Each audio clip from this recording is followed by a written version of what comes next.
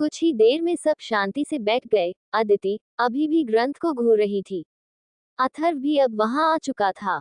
उसने देखा कि आदित्य और आरती हॉस्पिटल से लौट आए हैं। तभी अद्वैत ने उसके मन में उमड़ा सवाल आरती से पूछ लिया। वो बोला, मासी, दादी के पास कौन है? तब आरती बोली, माँ के पास पापा जी और आयुष हैं। अथर्व ने आदित्य को देखकर मुंह बनाया और बोला, चल ग्रंथ, हम लोग ऊपर छत पर चलते हैं। वो दोनों उठकर वहां से जा चुके थे। वहीं दूसरी तरफ ग्रंथ को मेंशन से गए लगभग 1.5 घंटा हो गया था। उसके जाने से उसकी ताई परेशान भी थी। शाम की आरती के बाद वो सबको प्रसाद दे रही थी, जब वहां पर पुलिस आ धमकी। सब लोग पुलिस को देखकर हैरान थे। चरण जी इंस्पेक्टर से बोले, क्या बात है इंस्पेक्टर? तब इंस्पेक्टर बोला, मिस्टर राजपूत, क्या ये गाड़ी आपकी है? चरण जी ने गाड़ी का नंबर देखा और परेशान होते हुए बोले, जी इंस्पेक्टर, ये हमारे बेटे ग्रंथ की गाड़ी है। क्या हुआ है? वो ठीक तो है ना? तभी दरवाजे से जाह्नवी अंदर आते हुए बोली, जी आपके बेटे जी बिल्कुल ठीक है, लेकिन वो हमें चोट पहुंचाकर भागा है, और इसके लिए मैं उसे छोड़ने वाली नहीं हूँ।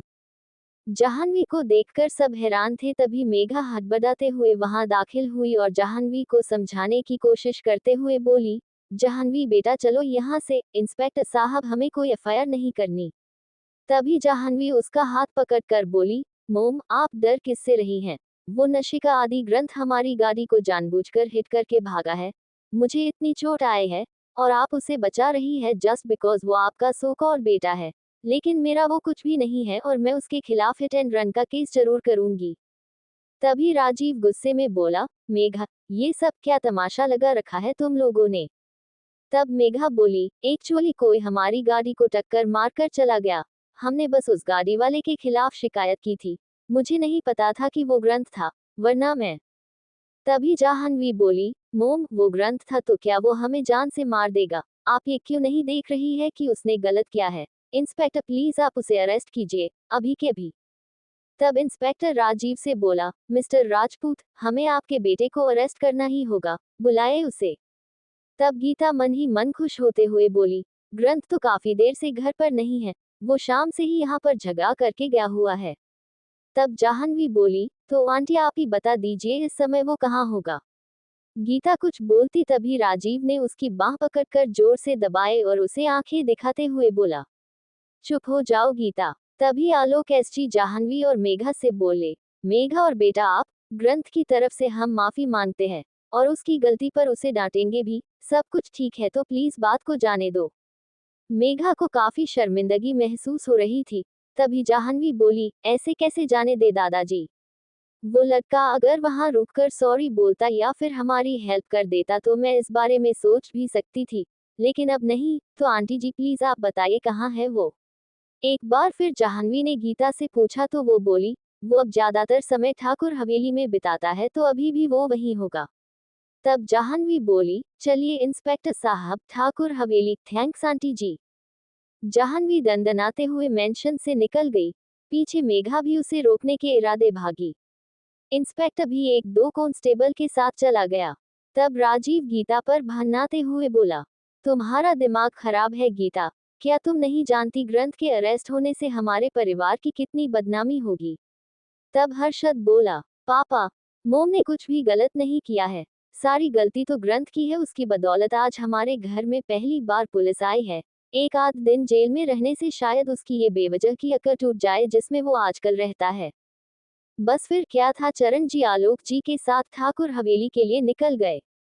राजीव भी पीछे नहीं रहा, वो भी अलग गाड़ी में अखिल के साथ चला गया। पीछे गीता बहुत खुश थी। शिविका ने अपने कमरे में जाकर ग्रंथ को कई फोन किए पर उसने फोन नहीं उठाया। उसने फिर एडविट को फोन किया, लेकिन उसका फोन नहीं लगा। फिर आखिर में उसने अदिति को फोन मिला दिया। वहीं हवेली की छत पर अथर्व ग्रंथ के साथ बैठा था। अथर्व उसे समझाते हुए बोला, शक्ति चौधरी की टेंशन मत लो ग्रंथ, देखना वो आज ही तेरे बाप को रिश्ते के लिए मना कर देगा। लेकिन ग्रंथ परेशान था तो अपने किए कांड से। उसे खुद पर गुस्सा भी आ रहा था कि वो ऐसे कैसे गलती करके भाग आया, उसे वहां रुकना चाहिए था। तब अथर्व उसे घूरते हुए बोला, बात कुछ और है ना? तब रुद्र कुछ बोलता तभी अव्यन भागते हुए उनके पास आया और बोला, चाचू नीचे पुलिस आई है, साथ में मेघा आंटी और टकले प्रिंसिपल की बेटी भी है। अथर्व ने ग्रंथ की तरफ देखा और बोला, तुम चलो नीचे, हम आते हैं। फिर वो ग्रंथ से बोला, तुमने कुछ गड़बड़ की है। तब ग्रंथ बोला, हम चलिए नीचे। अव्यन ने नीचे आकर आदित्य से कहा, वो दोनों आ रहे हैं ताऊ जी। तभी ग्रंथ के दादा और ताऊ भी वहां आ गए। पीछे राजीव और अखिल के साथ साथ हर्षद और अरुण भी थे। हर्षद की नजरें इधर उधर घूम रही थी। वो अदिति को देखने की कोशिश कर रहा था जो वहां पर नहीं थी। अखिल और रागिनी भी वहीं पर थे। रागिनी ने मेघा से पूरी बात पता की।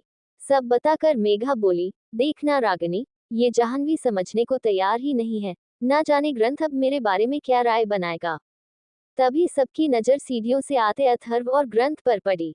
ग्रंथ को देखकर जाह्नवी इंस्पेक्टर से बोली, इंस्पेक्टर साहब, यही है ग्रंथ राजपूत, अरेस्ट हिम। इसने ही हमारा एक्सीडेंट कर जान से मारने की कोशिश की है।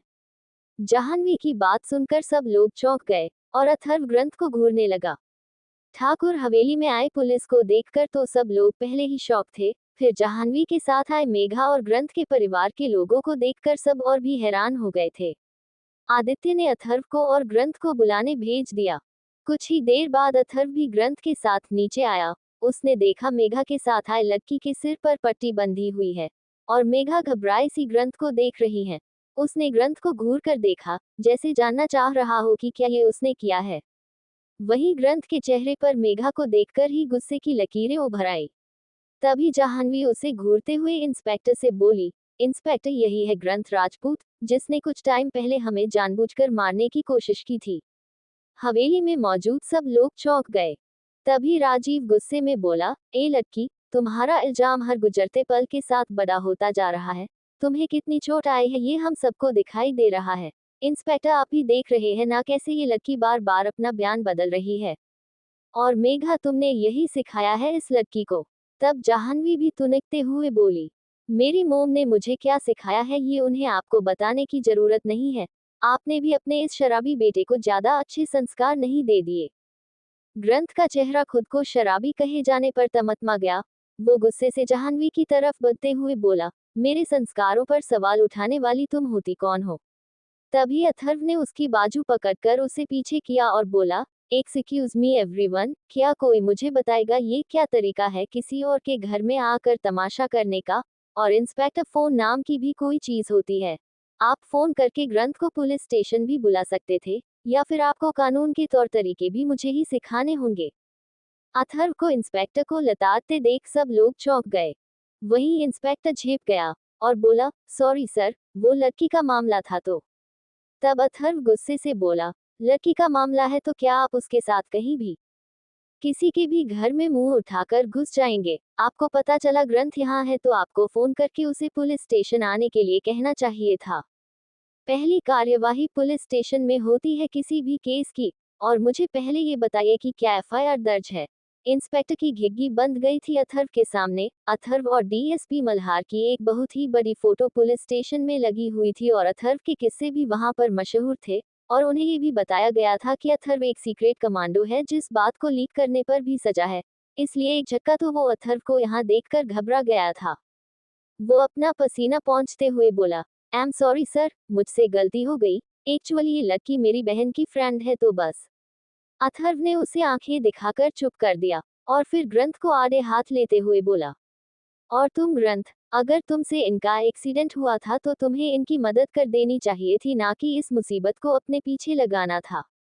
तब ग्रंथ बोला, सॉरी डीबी। राजीव की तरफ देखकर, वो मेरा दिमाग कुछ लोगों ने खराब किया हुआ था, जिससे मेरी ड्राइविंग इफेक्ट हो रही थी और मेरी गाड़ी इनकी गाड़ी से टकरा गई। बट मैं मदद के लिए रुका था और गाड़ी से उतरा भी था, लेकिन गाड़ी में इन दोनों को देखकर मेरा खराब मूड और खराब हो गया। मुझे इनके मुंह लगकर बात और नहीं बनानी थी, इसलिए मैं वहां से आ गया था। तब ग्रंथ बोला, सॉरी बोलो इस लड़की को, तुमसे गलती हुई है। राजीव, चरण जी, आलोक जी, हरसाड और अरुण ग्रंथ को देख रहे थे कि वो सॉरी बोलेगा या नहीं। ग्रंथ ने अपने होंठ भींच लिए, वो कुछ नहीं बोला। तब अथर्व उसके गले में बांह फंसाकर बोला, कम ऑन ग्रंथ, तुम गिल्टी फील कर रहे हो ना शाम से ही। से सॉरी टू हर, चलो। तब ग्रंथ जाह्नवी को घूरते हुए लगभग पत्थर फेंकने की माफिक बोला, सॉरी। तब जाह्नवी चिढ़ते हुए बोली, ये सॉरी होता है? नहीं चाहिए मुझे तुम्हारा सॉरी, मुझे एफआईआर करनी है। तब अथर्व अपना माथा रगड़ते हुए बोला, इंस्पेक्टर जाओ यहाँ से, और याद रखना एक बात, ग्रंथ मेरा जूनियर है, समझ रहे हो ना मैं किस बारे में बात कर रहा हूँ।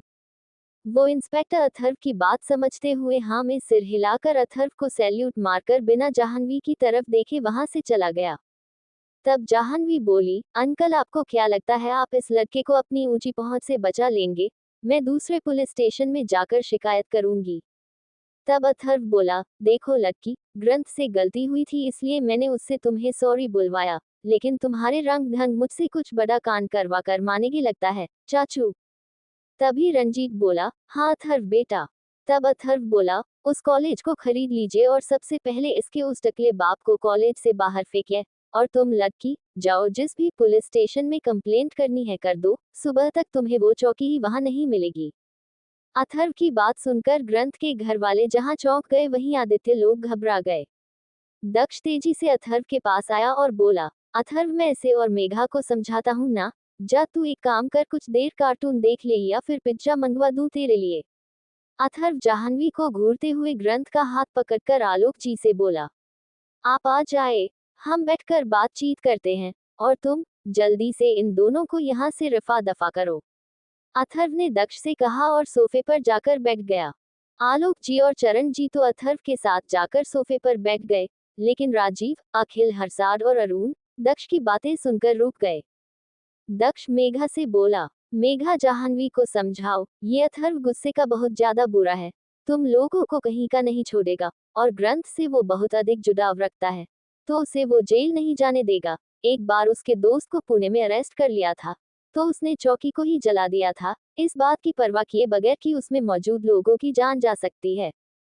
जाह्नवी तो पहले ही डर गई थी जब अथर्व ने उसके बाप को कॉलेज से निकालने का कहा था।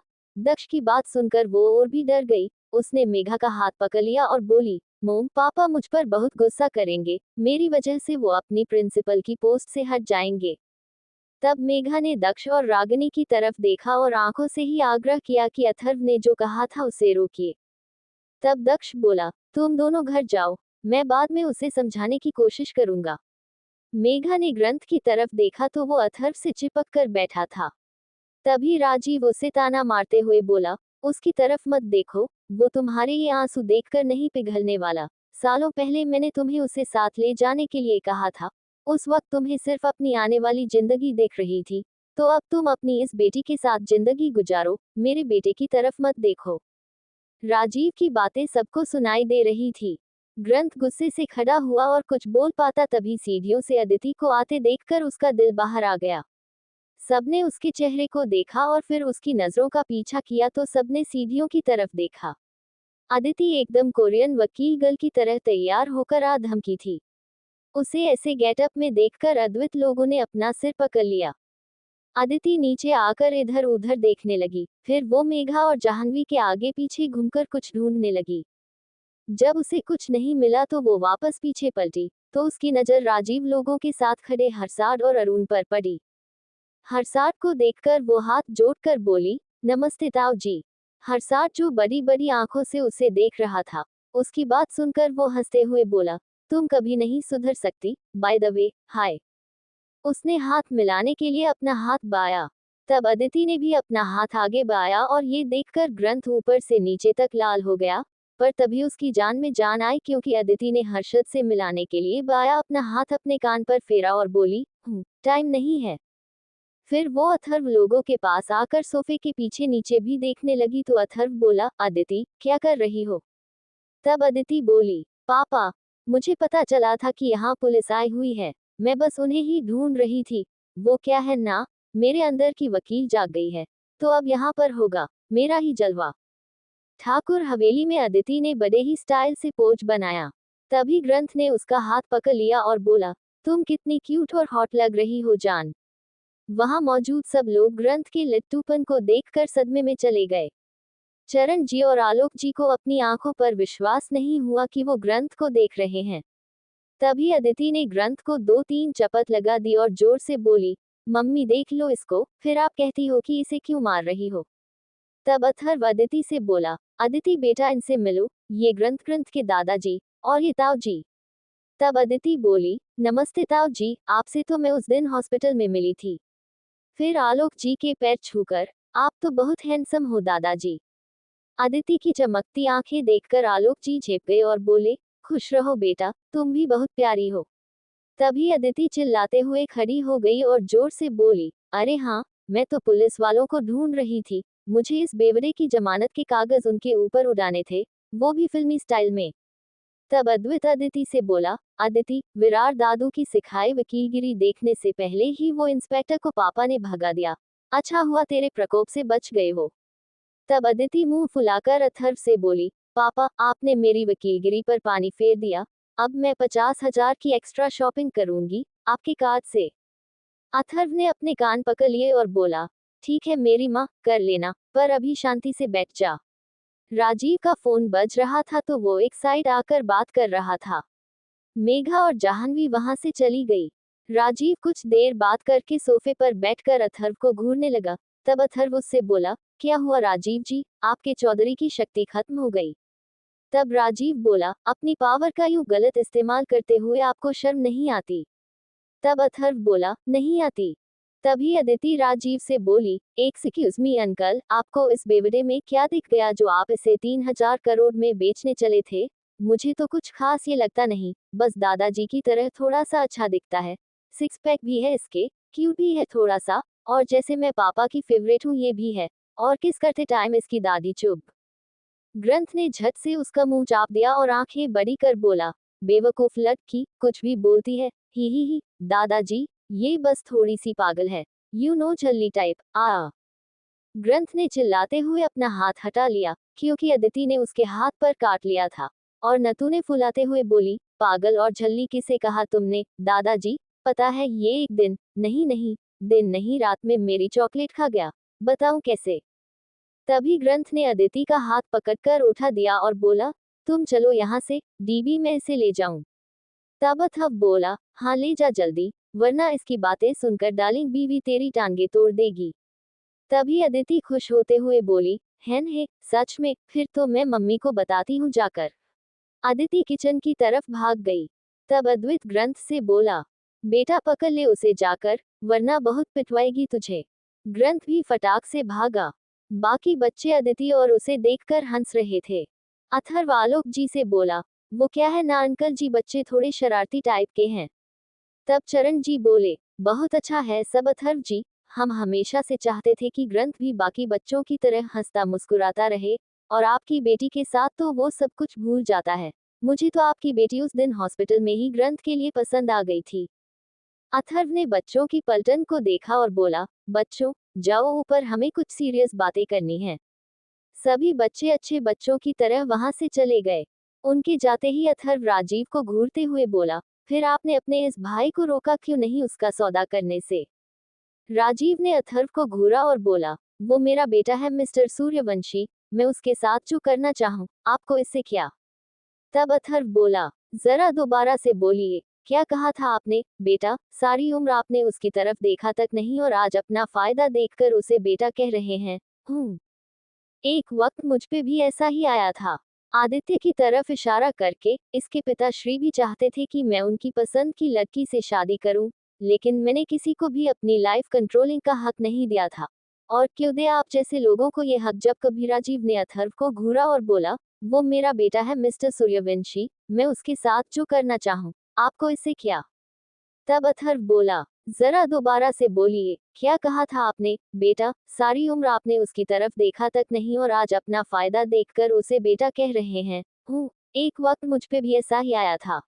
आदित्य की तरफ इशारा करके, इसके पिता श्री भी चाहते थे कि मैं उनकी पसंद की लड़की से शादी करूं, लेकिन मैंने किसी को भी अपनी लाइफ कंट्रोलिंग का हक नहीं दिया था। और क्यों दे आप जैसे लोगों को ये हक? जब कभी उन्होंने मुझे और आपने ग्रंथ को समझा ही नहीं, हमें पल पल एक बूंद प्यार, अपनेपन के लिए तरस आया हो। यू नो वॉट, मैं एक अनचाही औलाद था, जिसे मिस्टर ठाकुर और उनकी बीवी ने उस समय नहीं चाहा, पर अब चाहते हैं, लेकिन मैं उन्हें नहीं चाहता। लेकिन आप और आपकी बीवी, ओह सॉरी, एक्स बीवी ने तो उसे सोच समझकर इस दुनिया में लाया था ना, फिर उसकी जिंदगी कैसे ऐसी बन गई? क्या आप जानते हैं एक अनाथ बच्चा सर्वाइव कर सकता है क्योंकि वो जानता है कि उसके पास माँ बाप नहीं है, लेकिन वो बच्चा कभी इमोशनली स्ट्रोंग नहीं हो सकता जो अपने माँ बाप के होते हुए भी अनाथ हो। अपने हिस्से का प्यार किसी और के साथ बढ़ते देखे, अपने माँ बाप को लेते हुए देखकर टॉर्चर हुआ हो, आपकी आवाज सुनकर ही उसका पारा हाई हो जाता है। इसी से समझ लीजिए वो किस हद तक नफरत करता है आपसे। तब राजीव बोला, अच्छा फिर आप क्या कर रहे हैं? उसे बावा दे रहे हैं, अपने परिवार को आपकी ही तरह छोड़ देने के लिए। तब अथर्व बोला, मैंने उससे कभी नहीं कहा कि अपने परिवार को छोड़ दो। मैं तो खुद चाहता हूँ कि वो आपके साथ रहे, लेकिन अभी नहीं। शादी के बाद अभी पढ़ाई पूरी करके उसे कुछ बनने दीजिए, ना कि बेकार की बहसबाजी से उसका दिमाग खराब करें। अगर उसका आज कोई बड़ा एक्सीडेंट हो जाता तो आप सोच भी नहीं सकते मैं आपको कहाँ लाकर पटक देता। ग्रंथ का लगाव मेरे साथ आप उस दिन पार्टी में देख चुके हैं, जब वो मेरे सामने कूदकर गोली खा गया था। लेकिन मेरा उसके लिए पागलपन आपको कभी दिखाई ना दे, ऐसी दुआ मैं खुद भगवान से करता हूँ। अथर्व ने सबके सामने राजीव को धमकाया, तो वो छिप गया। कुछ भी बोलने की उसकी हिम्मत नहीं हुई। वहीं दूसरी तरफ अदिति किचन में आई तो आराध्या वहां पर नहीं थी। ध्रुविका भी चाय नाश्ता लेकर बाहर जा रही थी। तभी अदिति उससे बोली, बुई मम्मी कहाँ है? तब ध्रुविका बोली, अदिति तेरी मम्मी कुछ लाने स्टोर रूम में गई है, मैं भी अभी आती हूँ। ध्रुविका को देखकर ग्रंथ बाहर साइड में छिप गया और उसके जाते ही किचन में घुस गया। उसे देखकर अदिति इधर उधर भागते हुए बोली, ए बेवड़े क्या है? तब ग्रंथ बोला, तुम बेवकूफ हो पूरी, मतलब तुम दादाजी को बताने जा रही थी कि मैंने तुम्हें किस किया?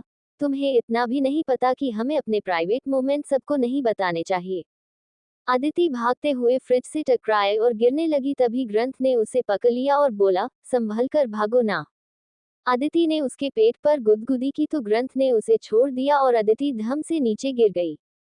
तब ग्रंथ फिर उसे उठाने के लिए झुकते हुए बोला, आया मजा, गिर गई ना, और करो गुदगुदी। तभी अदिति ने उसका हाथ पकड़कर नीचे खींच लिया तो वो भी नीचे गिर गया। तब अदिति हंसते हुए बोली, और उड़ाओ मेरा मजाक। तब ग्रंथ उसे पकड़ते हुए बोला, तुम जानबूझकर ये सब करती हो ना, मुझे परेशान करने के लिए? तब अदिति हाँ में ऊपर नीचे सिर हिलाने लगी और बोली, हाँ, मुझे इसमें बहुत मजा आता है, चलो देखते हैं फ्रिज में क्या है खाने के लिए। अदिति फ्रिज में खाने के लिए कुछ टटोलने लगी, तभी वो बोली, अरे वाह आइसक्रीम, ये लो एक तुम खा लो, मेरी वाली की तरफ देखना भी मत। अदिति ने ग्रंथ को आंखों से ही धमकाया और उसके बगल में बैठकर आइसक्रीम खाने लगी। ग्रंथ उसके होंठों को देखकर एक बार फिर लालायित हो उठा। वो अदिति से बोला, मेरा मन फिर से किस करने के लिए मचल रहा है। तब अदिति उसे घूरते हुए बोली, देखो, मेरे साथ ये गंदी हरकतें मत करो, वरना मैं तुम्हारा मुंह तोड़ दूंगी। तब ग्रंथ बोला, शादी के बाद तो इससे भी ज्यादा गंदी वाली हरकतें करते हैं, फिर तुम्हारा क्या होगा? तब अदिति बोली, शादी के बाद मैं रोज तुम्हें कमरे से बाहर फेंक दिया करूंगी, फिर क्या करोगे? तब ग्रंथ बोला, अच्छा फिर मैं अभी तुम्हें बताता हूँ। इतना बोलकर ग्रंथ ने अपनी पिघली हुई आइसक्रीम अदिति के मुंह पर पोत दी और हंसने लगा। अदिति ने भी गुस्से में वैसा ही किया। कुछ ही देर में दोनों ही चॉकलेट आइसक्रीम से पुते हुए थे। अदिति ने फ्रिज की सारी आइसक्रीम ग्रंथ को पोत डाली थी। तभी किसी ने आकर दोनों के कान पकड़ लिए। अदिति और ग्रंथ ने सिर उठाकर देखा तो आराध्या दोनों को ही घूर रही थी। वो दोनों को खींचकर किचन से बाहर हॉल में लाए और अथर्व से बोली, ये देख लो अपनी औलाद और दामाद को, ये लड़की इसे भी बिगाड़ रही है। एक बार फिर ग्रंथ के घर वाले उसे ऐसे देखकर चौंक गए। तभी अथर्व आराध्या से बोला, हाँ तो तुमने भी तो मुझे बिगाड़ा था। तब आराध्या ने उन दोनों को छोड़ दिया और अथर्व की तरफ बढ़ते हुए बोली, पहले तो ये बत्तख जैसा मुंह बनाना बंद करो, और मैंने तुम्हें कब बिगाड़ा? तुमने ही दिल्ली और मुंबई की आधी जनता को बिगाड़ रखा है। अथर्व अदिति और ग्रंथ से बोला, भाग जाओ, दोनों खड़े खड़े पिटने का इंतजार कर रहे हो क्या? आराध्या पीछे मुड़ी तो अदिति ग्रंथ से भागने के लिए कहकर वहां से भाग गई। ग्रंथ भी आता हूँ कहकर अद्वैत के रूम की तरफ भागा। आराध्या अथर्व के पास गई तो अथर्व उसे अपने से लगाकर बोला, डार्लिंग इनसे मिलो, ग्रंथ के दादाजी और ये ताऊ जी और ये बाकी के इनके घर के सदस्य। आराध्या ने सबके सामने हाथ जोड़े और आलोक जी के पैर छू लिए। राजीव मन में बोला, इतनी खूबसूरत बीवी है इस आदमी की, तभी तो अब तक उम्र नहीं बढ़ी इसकी। तभी अथर्व उससे बोला, मेरी बीवी को नजर मत लगा देना राजीव जी, और आपकी नजरें अगर तारीफ में इसे देख रही हैं तो ठीक है, वरना। आराध्या ने अथर्व का हाथ दबाकर डेविल को शांत कर दिया। तब राजीव बोला, मैं बस आपकी उम्र का अंदाजा लगा रहा था कि क्यों नहीं बढ़ रही हूँ। हर मर्द वैसा ही नहीं होता जैसा आप सोच रहे हैं। तब अथर्व हर्षाद को घूरते हुए बोला, हम जरा सतर्क रहिएगा, क्या पता आगे चलकर आपकी मुलाकात ऐसे इंसान से अपने घर में ही हो जाए। हर्षाद बुरी तरह झेप गया, मतलब वो अदिति को ताड़ रहा था ये अथर्व नोटिस कर रहा था बिना जताए। वो मन में बोला, ये तो बड़े खतरनाक हैं, इनसे बचकर रहना पड़ेगा। रात के 8 बज गए थे। आलोक जी ने अथर्व से अपने घर जाने की इजाजत ली। तभी चरण जी ग्रंथ से बोले, ग्रंथ बेटा, चलो घर चलते हैं, तेरी ताई बहुत परेशान थी। तब ग्रंथ राजीव को घूरते हुए बोला, मैं नहीं जाऊंगा, मुझे उस घर में नहीं रहना। तब अथर्व ग्रंथ से बोला, घर जाओ ग्रंथ, हम बस 1-2 दिन और यहाँ रुकेंगे, फिर वापस दिल्ली चले जाएंगे, तो तुम्हें ये टाइम अपनी बहन ताई और इनके साथ बिताना चाहिए। आज के बाद मिस्टर राजपूत तुम्हें किसी से भी शादी के लिए फोर्स नहीं करेंगे, ठीक है ना राजीव जी। तब राजीव ने मुंह बना लिया और बाहर चला गया। हरसार भी उसके पीछे चला गया और अखिल और उसका बेटा अरुण भी। ग्रंथ भी अपने दादा और ताऊ जी के साथ चला गया। कुछ देर बाद दिन के वक्त अथर्व किसी सोच में गुम था। रंजीत उसे देखकर बोला, अब किस सोच में डूबे हो तुम अथर्व बाबा, वैसे इंस्पेक्टर के अच्छे पसीने निकलवा दिए थे तूने। तभी अद्वैत बोला, पापा, वो इंस्पेक्टर आपसे इतना डर क्यों रहा था? मैंने नोटिस किया था आपको ग्रंथ के साथ आते देखकर ही उसे पसीना आ गया था। तब अथर्व बोला, ललित पापा की वजह से वो मुझसे डर रहा था। 21 साल पहले जब मैं यहाँ रहने आया था तब वो शायद ट्रेनिंग पर था। पापा भी माँ के साथ कुछ टाइम के लिए यहीं इसी शहर में शिफ्ट हो गए थे। उसी वक्त में शायद मुझसे उलझा होगा वो। अथर्व ने बहाना बना डाला और किया को देखकर बोला, परी मुझे तुमसे कुछ बात करनी है। तब परी बोली, जी पापू। तब अथर्व ने सबको देखा जो कान और आंखें लगाए उन्हें देख रहे थे। वो बोला, बाद में पूछूंगा, अभी खाना खा लो। किया खाना खाने लगी, साथ ही वो सोच भी रही थी कि अथर्व को उससे क्या बात करनी है। वहीं दूसरी तरफ ग्रंथ के राजपूत मेंशन ठीक ठाक पहुंचने से जहां उसकी ताई और शिविका बहुत खुश थी, वहीं बाकी सब हैरान थे कि पुलिस ने उसे अरेस्ट क्यों नहीं किया। ग्रंथ तो अपनी ताई के साथ सीधा डाइनिंग टेबल पर जाकर बैठ गया। तब हर्षद ने सबको बताया कि उसे अरेस्ट क्यों नहीं किया गया। अरुण अथर्व की तारीफ करते हुए बोला, कुछ भी कहो, अथर्व अंकल है एकदम गजब के इंसान। मतलब उन्होंने क्या लताड़ा पुलिस वाले को, और वो जाह्नवी वो तो रो ही दी थी। वरुण तू भी हमारे साथ जाता तो देखता, मुझे तो बहुत मजा आया, मैं तो उनका फैन हो गया हूँ। अरुण ने अपनी बुआ के लड़के से कहा तो वो बोला, चल खाते हुए बताना कि वहाँ क्या हुआ। सब लोग डाइनिंग टेबल बैठे खाना खा रहे थे और अरुण डिटेल में सब बताने लगा। सब लोग जहां अथर्व की पावर के बारे में जानकर हैरान थे, वहीं राजीव सब सुनकर चिढ़ रहा था। वहीं अथर्व की तारीफ सुनकर ग्रंथ भी खुशी खुशी खाना खा रहा था। हर्षद लगातार उसे घूर रहा था। उसे हवेली में अदिति की किस वाली बात बिना पूरी सुने ही समझ में आ गई थी। उसे ग्रंथ से बहुत ज्यादा जलन हो रही थी, इतनी कि उसने धड़ से टेबल पर चम्मच पटक दिया और बोला, अरुण चुपचाप खाना खाओ। राजीव ने अपने बेटे के लाल चेहरे को देखा। उसे भी अथर्व की आखिरी बात समझ में आ गई थी कि उसका इशारा हर्षद की तरफ ही था। उसने ग्रंथ की तरफ देखा जो शैतानी स्माइल से हर्षद को देख रहा था। ताकत में वो अथर्व से बहुत ज्यादा कम था, इसलिए वो कुछ नहीं बोला। ग्रंथ की ताई उससे बोली, ग्रंथ बेटा, कहीं अथर्व जी की डेयरिंग से तुम किसी बड़ी मुसीबत में ना फंस जाओ। तब ग्रंथ बोला, आप चिंता मत करिए ताई जी, वो गलती मेरी थी, इसलिए मैंने उस औरत और उसके भाड़े की बेटी को कुछ नहीं कहा। अगर मुझसे वो एक्सीडेंट नहीं होता तो मैं खुद ही ऐसी सिचुएशन से डील कर लेता, डीबी को बीच में बोलने की जरूरत ही नहीं पड़ती। तब हर्षद मुझे बोला, हाँ तू तो 30 मार खा है ना? पुलिस से उलझने पर जब उनके डंडे पड़ते तब तेरी अक्ल ठिकाने लग जाती। तब ग्रंथ बोला, हूँ, तुम मेरे बारे में जानते ही क्या हो? तुमने डीबी की इंस्पेक्टर को कही आखिरी बात ध्यान से नहीं सुनी थी क्या? मैं उनका जूनियर हूँ, बस आगे मैं बता नहीं सकता। हर्षद एक बार फिर दांत भींच कर रह गया। वो उठकर वहां से चला गया। तब ग्रंथ बोला, ताई जी एक रोटी और दे दो, आज तो मुझे मजा ही आ गया, लोगों को जलता देख। उसने कनखियों से राजीव को देखा और मजे से खाना खाने लगा। आलोक जी को ग्रंथ में अथर्व की झलक दिख रही थी। वो थोड़े परेशान भी हो गए थे कि कहीं ग्रंथ अथर्व की तरह सब कुछ छोड़कर दिल्ली में न बैठ जाए। वो मन ही मन बोले, मुझे कुछ तो सोचना होगा जिससे ग्रंथ यहाँ पर बंद जाए, पर क्या? वहीं दूसरी तरफ हवेली में सब लोग अपने कमरों में सोने जा चुके थे। अथर्व कमरे से बाहर जाने लगा, तभी आराध्या उससे बोली, अब कहाँ चल दिए तुम? तुम्हारे पैरों में पहिए लगे हैं जो तुम एक जगह टिकते नहीं हो। तब अथर्व दरवाजे पर रुककर उसे एक चुम्मा उछालते हुए बोला, आता हूँ डार्लिंग, दादी को देखकर फिर तुम्हारी सारी शिकायत दूर कर दूंगा मैं। कमरे से निकलकर अथर्व पहले तो मीनल जी के कमरे में गया और उन्हें दवाई वगैरह खाकर सोने के लिए बोल कमरे से निकलकर परी के कमरे की तरफ निकल गया। मोहन जी मीनल जी से बोले, मुझे लगा था इसके तेवर और गुस्सा थोड़ा कम हो गया होगा बच्चों के होने के बाद, लेकिन ये तो आज भी वही बारूद का गोला बनकर घूमता है, जो कहीं भी किसी पर भी फट जाता है। मीनल जी दवाई खाकर लेट गई थी। वो बोली, मेरा बच्चा बहुत अच्छा है, सुमन के पास भी चला गया, उससे इतनी नफरत होने के बाद भी, अब आप उसकी बुराई मत गिनिए, सो जाइए। मोहन जी चुपचाप आंखें बंद करके लेट गए।